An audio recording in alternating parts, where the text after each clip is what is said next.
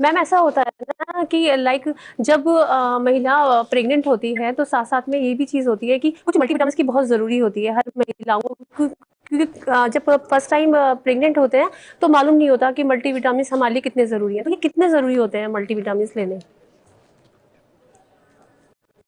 हाँ, देखिए मल्टीविटामिन लेने प्रेगनेंसी के दौरान जरूरी इसलिए होते हैं। एक सबसे इंपॉर्टेंट मल्टीविटामिन है फोलिक एसिड। ये लेना बहुत ज्यादा जरूरी है, इसलिए जरूरी है क्योंकि फोलिक एसिड से बच्चे की ग्रोथ ठीक रहती है, बच्चे की नर्व्स ठीक रहती हैं, हेल्दी रहती हैं और बच्चे की पूरा वगैरह बनने के चांसेस कम होते हैं। तो ये मल्टीविटामिन लेना बहुत जरूरी है। अगेन विटामिन डी जो है उसका इंटेक बहुत ज्यादा जरूरी है क्योंकि विटामिन डी से बॉडी के अंदर कैल्शियम की मात्रा ठीक रहती है, जिससे हड्डियां और दांत मजबूत रहते हैं।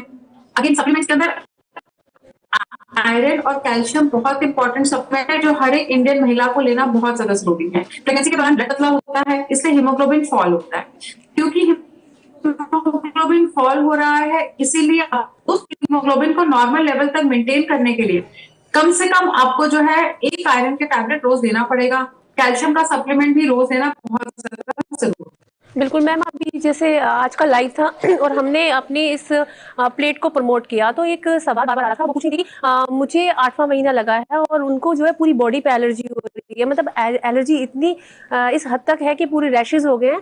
तो क्या उस समय क्या करना चाहिए जिससे कि वो एलर्जी उनकी कम हो जाए? क्योंकि इस टाइम यानी कि जो ठंड पड़ रही है उसके बावजूद भी उनको बहुत ज़्यादा दिक्कत हो रही है, इचिंग बहुत हो रही है।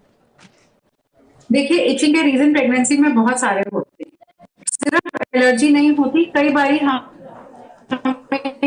एक प्रॉब्लम आती है जिसको हम बोलते हैं कोलेस्टेसिस ऑफ प्रेगनेंसी। ओके। सीधे सीधे टर्म्स में अगर मैं बोलूं, ले पर्सन लैंग्वेज में अगर मैं बोलूं, कोलेस्टेसिस का मतलब है प्रेगनेंसी के हार्मोन महिला की बॉडी को सूट नहीं कर रहे, ओके।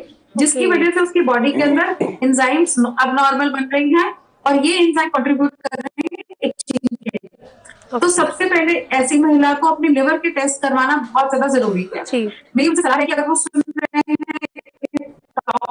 तो आप अपने लिवर के टेस्ट जरूर करवाएं, अपनी डॉक्टर से सलाह लें। अगर आपको लिवर के एंजाइम्स आपके नॉर्मल हैं जी। तो कई बार प्रेगनेंसी के अंदर कुछ स्किन प्रॉब्लम्स भी बहुत ज्यादा कॉमन है जो 7वें 8वें महीने में आती है। जी। मतलब मैंने देखा है कई मरीजों को इतनी ज्यादा इचिंग होती है, आपको जी। 1 मिनट में सो भी नहीं पाते। बिल्कुल, कुछ बिल्कुल। लोगों को इतनी इचिंग रहती है कि वो एक रूलर लेके सारा दिन खुजलाते रहते हैं। हाँ, मतलब मैंने बिल्कुल। कई पेशेंट्स को देखा जी। इतनी सिवियर उनको इचिंग होती है, 1 मिनट का उनको आराम नहीं मिलता। जी।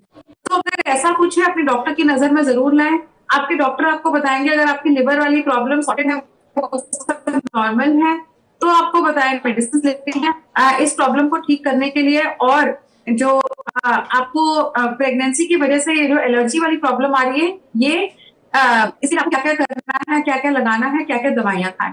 बिल्कुल। लेकिन मेरी उनसे ये रहेगी कि इस चीज को आप बिल्कुल भी लाइटली ना लें और इस चीज का जाके अपने डॉक्टर से जरूर मिले, उनको जरूर बताएं ये बात और टाइम से उसकी दवाइयां भी जरूर खाएं। जी, बहुत शुक्रिया। दूसरा डॉक्टर ये सवाल भी है मेरा, जैसे कहते हैं एक मिथ है कि जब थर्ड महीना लगता है महिला को तो वो सीढ़ियाँ चढ़ने को उनको बिल्कुल सख्त मनाही है। तो इस पर क्या करना चाहिए कि सीढ़ियों को तेज़ चढ़ना, ये सब इस पर क्या कहेंगे आप?